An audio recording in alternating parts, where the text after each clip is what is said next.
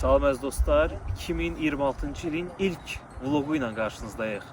Yolumuz Qırız kəndinədir. Bu Qırız kəndinə artıq ikinci səfərimizdir.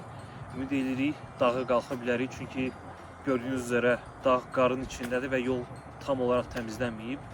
Ümid edirik ki, yolumuz uğurlu olar.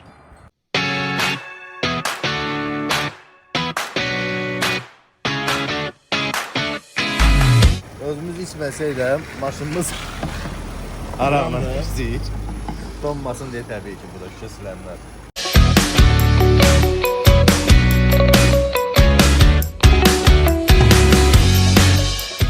Dostlar, deməli buracan gəldik. Buracanı qabaq hissələn dönməli olduq. Çünki zəncir götürməmişdim.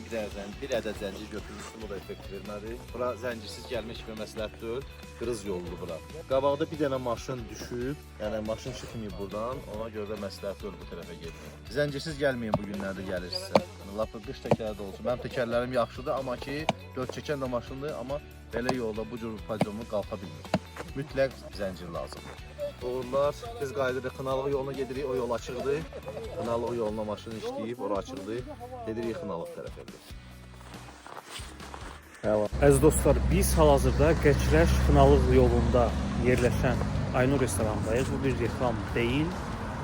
Sözün həqiqi mənasında yeməklər çox dadlı idi, ət çox yumuşaq idi. Əsasən bastırma hər yerdə bu dadda olmuyor, istiyor olsun.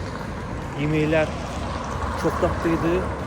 Burada daha önce şirniyyat, çay süfrəsində çox oturmuşdum, ancaq ilk dəfə idi ki, burada yemək yedim. Yeməklər çox əlaydı, gəlməyi tövsiyə edirəm.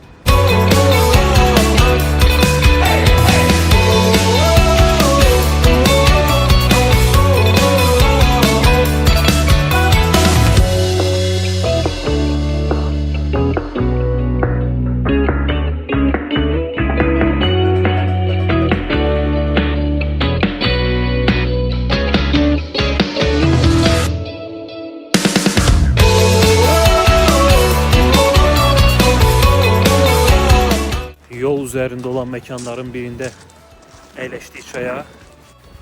Mənzərə möhtəşəmdir.